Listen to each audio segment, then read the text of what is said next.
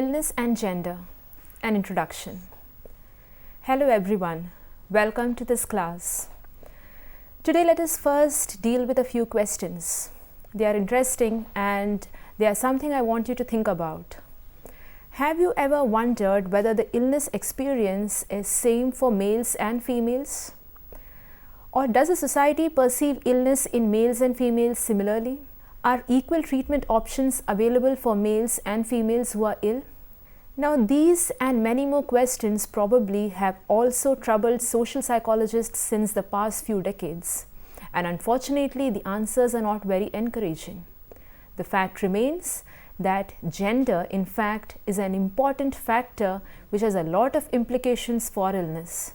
And the illness experience in males and females are in fact different. Now, why are they so? Now, many social scientists over the years, through their research, through their experiences, have understood that the illness experience, the kind of health behaviors and kind of health outcomes that are involved, are not similar for males and females, and these differences, in fact, cannot be accounted for merely by biological differences or sex differences.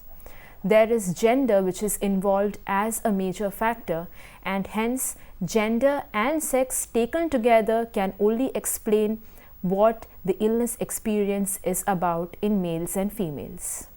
Differentiating between sex and gender. Now, sex and gender are two terms that we often use interchangeably. In fact, in many social science surveys and other surveys, we find slots where either sex or gender is used in an interchangeable fashion. But do these terms mean the same thing? No. These are two different terms and have two very distinct meanings. Sex, in fact, is a biological construct.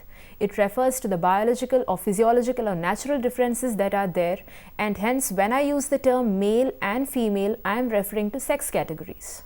On the other hand, gender is a very social construct. It depends upon all the expectations, attitudes, values, role relationships and power that is assigned to males and females by the society. And hence when I use the terms masculine and feminine, I am using gender, I am referring to gender.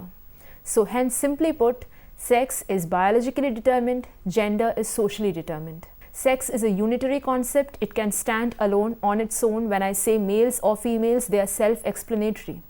But gender is a relative concept. When I say feminine, I mean everything that is not masculine. So I'm relating it to the male. I'm relating males and females. When I say masculine, it means everything that is not feminine. And just like these relations change, the meaning of gender also changes in the society. Differences in the illness experience according to gender. Now, there can be a lot of differences in how illness is experienced depending upon which gender do you belong to. Whether you belong to the masculine gender or whether you belong to the feminine gender. In fact, every aspect of the illness experience may be involved, right from whether you report the symptoms or whether you seek treatment, what kind of treatment do you seek, what kind of care do you receive, or what kind of support do you receive from family and society. All these can be gender biased. Now, today we are going to look at this gender bias in two broad categories. One is the determinants of illness and the second, consequences of illness. And we are going to look at select aspects because in fact the relationship between illness and gender and a lot of other social factors and gender is in fact so huge that we may never be able to possibly comprehend them within the scope of a single lesson. Maybe, I would always encourage you to go back to a lot of research that is done in this field. It is a lot more interesting and can also be a lot more informative. But today what we are going to deal with is certain solid areas where these gender differences can be seen as far as illness is concerned. The first is the determinants of illness. And now we come to the social determinant of illness. Now, the level to which women and men have social opportunities also plays an important role in the determinants of illness. Women often have, especially in the developing world, very less educational opportunities. They are excluded from schooling and they are mostly confined within the four walls of the house, whereas men have a more dominant role to play. They are the people who go out of the house and who have a public role to play. She also misses out on the kind of behaviors that are necessary to maintain health. For instance, such a woman may not have much knowledge about health practices, about vaccinations, about other hygienic measures that are necessary to sustain health. Similarly, socially, especially in developing countries, the health of the woman is not a very important factor as compared to that of a man. So she may not receive the kind of care that is necessary, she may not receive the kind of vaccinations or regular health checkups or regular visits to the doctor that is necessary for the maintenance of health. Now, one major area which can act as a determinant of health and which is totally socially biased is nutrition. And this has been seen across developing economies including India, Zimbabwe, Haiti and a lot many countries. And they say that the access to nutrition and healthcare is significantly biased against women, especially when men have a lot of control within the family, when they control all the finances. Women and female children also face a lot of nutritional deficits, and this becomes one factor which makes them more vulnerable to illness. In fact, research also reveals that female children in the family who are looked after by female members of the family, say the mother or the grandmother, have a better nutritional status as compared to when they are looked after by male members such as a father, grandfather, brother, uncle and so on. So when the society is biased against women as far as healthcare, and that is preventive healthcare and nutrition is concerned, automatically, socially, women become much more vulnerable to illness. Second, the economic determinants of health and illness. Now, the economic determinants of health and illness is a second area in which women are hugely discriminated against. Now, across societies, particularly developing nations, it is found that women are more engaged in reproductive labor, whereas men are engaged in productive labor. Now, what is the difference between reproductive labor and productive labor? Well, reproductive labor is the kind of labor that is done mostly within the four walls of the house, such as cooking food or taking care of children or cleaning the house or taking care of cattle and livestock and so on. Whereas productive labor is the kind of labor which involves going out of the house and working. Now, there is one major problem between productive and reproductive labor. Productive labor is significantly at advantage because it generates an income. Whereas reproductive labor, even if it is done for longer duration of hours as compared to productive labor, and even when it requires equal or more amount of energy, unfortunately it generates no income. Now that we have seen how socially and economically women are at a greater risk of contracting illness, now let us look what are the biological factors that may, make women more vulnerable to illness when they associate with social factors. Now, biologically, we all know that males and females have a lot of differences, both in terms of reproductive capacities, hormonal capacities, as also within males and females, every individual has a lot of genetic differences and genetic vulnerabilities as also genetic strengths. Now, let us look into genetic vulnerabilities.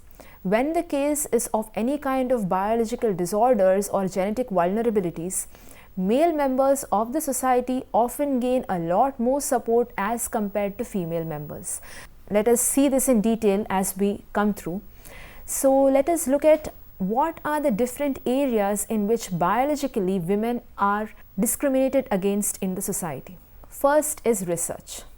Now, for many years, whenever research was undertaken in fields of healthcare, the research was based on results obtained only from male subjects. Only they participated in the experiments. Women, for purposes of safety, and many of them said that women, if they face any kind of emotional or other repercussions from participating in research, it would affect them and perhaps unborn children and so on. So there were a lot of arguments that were placed against including women in research, all of which do not hold true today. But the unfortunate factor was that most of our understanding of illness, for instance, say cardiovascular illness, regarding women was based on experiments conducted on men. So the results were in fact confounded. So we knew very little about the number of disorders and the intricacies of the disorders in women. Say for example, based on cardiovascular research in men, when women were diagnosed with the same disorder, the diagnosis often became late and they were diagnosed in the advanced stages of the disorder, and hence recovery became less possible. However, from 1993 onwards, the US Food and Drug Administration laid down clear guidelines which indicated that women also have to be active participants in research and that only data obtained from women could actually be applied to women. A second factor, as something we mentioned before, is of genetic vulnerabilities. Now, many of us may have inborn biological vulnerabilities. Some of us may suffer from congenital disorders. Others may have certain personality-based vulnerabilities, like we may be more prone to a type A personality, we may be more prone to anxiety or depression, and so on. Similarly, we may have a lot of immune system problems or hormonal problems which may be genetically ingrained in us. Now, when men have these problems, they receive a lot more social support and a lot less social stigma as compared to women. Whereas for women, many a times these problems are not at all revealed in public, because if it is suppose a young girl, families are scared that her entire future is going to be jeopardized if you bring forth these vulnerabilities in public. And many a times families, even when the girl is married or unmarried, do not spend much on treating these kind of genetic vulnerabilities or taking appropriate care of the woman, because socially the care of the woman doesn't become a very important factor. A third factor that we look into biologically is the issue of longevity. Now, research suggests that women live 4 to 7 years longer than men, and this is more so in developed countries, which unfortunately and erroneously makes us feel that women probably enjoy a better health. Now, one major factor or one major difference among males and females towards middle age is, of course, the reproductive abilities. In women, they are very finite, and there is the situation of menopause, which creates a lot of physiological as well as emotional changes in women. But many people unfortunately feel that post-menopause, the differences between males and females converge, and we can look into them as one singular unit with common problems. However, this is very erroneous. Men, of course, have a lot of acute problems, and hence they may face death earlier. But even though women live longer, their quality of life is extremely problematic. Women tend to face a lot of chronic disorders such as arthritis, cardiovascular disorders, osteoporosis, and so on, which makes lives more painful. And secondly, when women live longer, there are additional factors involved. Mostly when the husband is no longer there and the woman doesn't have any kind of income on her own and she is living on her own, taking care of her own health becomes an additional issue. So this biological issue of longevity actually becomes something very unfortunate for the woman. Unless she has a son or someone to take care of her, she may be missing out on a lot of healthcare practices, a lot of healthcare regimens, and may be suffering a lot of pain and discomfort. And hence, research suggests that among women, even though they live longer lives, the psychological will to live is very weak. And they often do not want to prolong their lives. They do not want any kind of life-sustaining treatment. They just want to die as quickly as possible. The consequences of health and illness. Now we look at the differences between males and females, or the gender-based differences as far as the consequences of illness are concerned. Firstly, let us look at the social consequences of illness. Report suggests that females are very less likely as compared to males to report illness as well as seek treatment. Often this is because they do not have the kind of facilities that are involved so as to report illness, and their families are often not very responsive to this factor, and often they do not have enough time also to report the illness. And even when they seek treatment, the treatment is not from professional sources, the treatment is more from traditional healers and other kind of mendicants. Firstly, because it is much more affordable for the women. Secondly, because they will be available at more flexible hours when the woman can finish all the work in the house and then go and approach them. Thirdly, because they are more understandable, because women, as we say, also lag behind in education, and hence formal treatments may be something they do not understand, whereas the traditional healer will explain things to them in a way that they will understand. And also sometimes formal healthcare practitioners may scold the woman because she is not following the treatment regimens properly or not bringing the children for vaccination and so on, unmindful of the fact that the woman has to suffer such a lot of problems at the familial level. So because of all these reasons, mostly women tend to seek traditional healthcare as compared to formal healthcare, which again leads to a deterioration of health. Another social factor is stigma. Of course, for both men and women, certain diseases such as AIDS, leprosy, tuberculosis and the like create social stigma.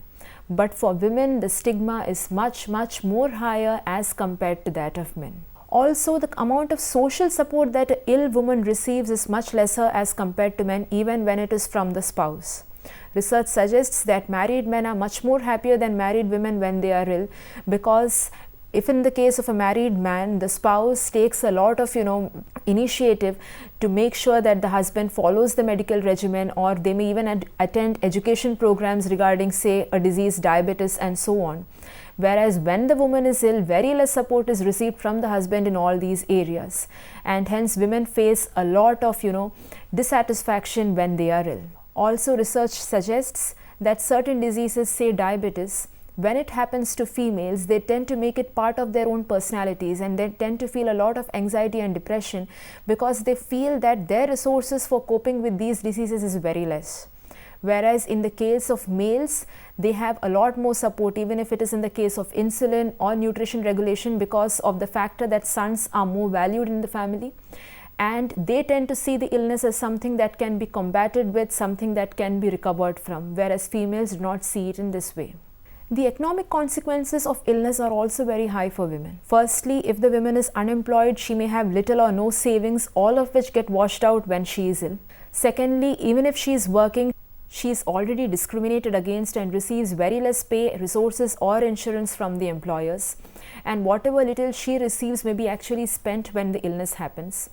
And because most women tend to hide the symptoms or tend to approach traditional healers, illness gets reported only when it is in its advanced stages, and hence recovery becomes prolonged, and most women tend to be laid off from their jobs.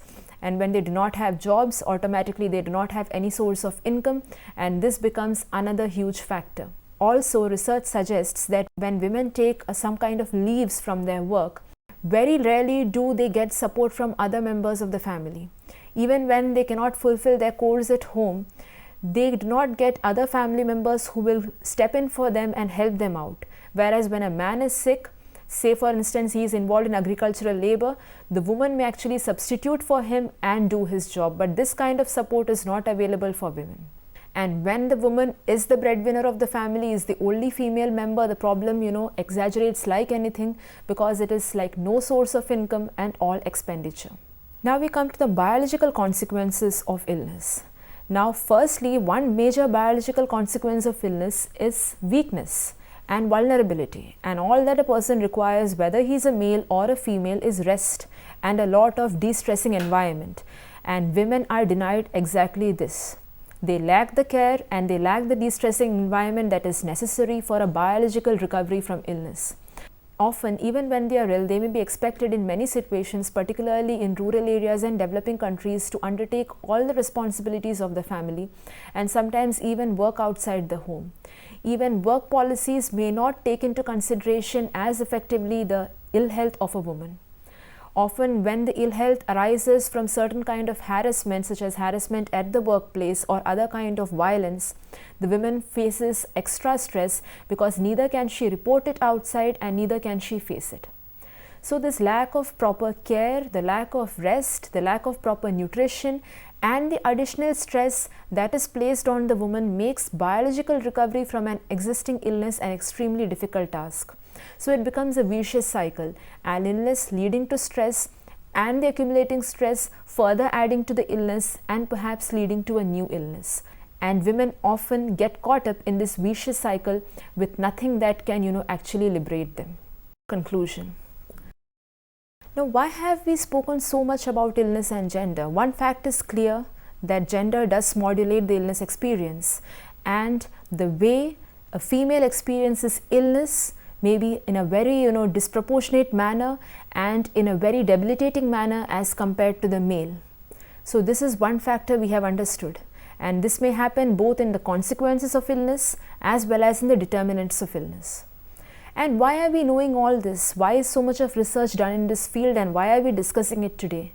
Because what is needed in the field of gender is a lot of sensitization in the society. We need to know that discrimination does exist. Often those of us who come from an urban background, or those of us who encounter women who are working, often feel that women are liberated. But what we need to keep in mind is these women whom we see are in fact the lucky few, whereas the majority of women are those who lack the opportunities, and those who not just lack it, who lack it severely and who are severely discriminated against. And whatever person you are in the society, you always have a role to play. If you are a social worker or a psychologist, you may have a lot of women coming up for counseling whom you may need to empower and whom you may need to sensitize regarding their rights. If you are in the field of advocacy, you may have to deal with public policies and ensure that women are given an equal right. If suppose you are a citizen who comes across such kind of women who are being discriminated against, especially on health grounds, you can always raise the voice, perhaps more so if you know that such kind of discrimination exists. If you are a healthcare worker, there is a lot that you can do. Possibly, firstly, you can understand the kind of problems that a woman faces and give her a more kind of comfortable atmosphere to seek medical care in. And most importantly, if you are a family member, you can do a lot to see whether women in the family are actually being discriminated against, and this happens in both developing as well as developed economies. And very, very significantly, if you are a woman, this is always a time for retrospection. That are you hiding some of your symptoms, or are you not reporting or not seeking treatment just because you feel that so many other responsibilities, familially or career-wise, are more important? This is also a time of retrospection for you, because the more you know that being a female, you can be discriminated against, or you may be discriminating yourself, the more you can fight back and the more you can ensure that you have adequate levels of health and well-being. And one more major area that all of us, whether as citizens or healthcare workers or social workers and psychologists, or as women, need to take particular understanding of is the issue of domestic violence, because domestic violence is something which actually adds to the disease burden in women. Many a times violence becomes the source of illness, it becomes the cause of illness, and many a time women do not report this illness because reporting such an illness would also mean losing perhaps the only support system that they have, especially if women are not income earners or not people who have gone out and survived for themselves in the society. So again, this again becomes a vicious cycle, and many a time women who are sick also additionally become victims of violence when they cannot fulfill their roles and responsibilities. So this is another area that needs particular sensitization when it comes to health and illness, because when we look at health and illness, we often see it as biologically determined or determined by some kind of communicable disease factors and so on, or accidents and injury. But in fact, many a times man-made injury within the four walls of the house, such as domestic violence, can be one major source of both illness as well as it can impede chances for recovery.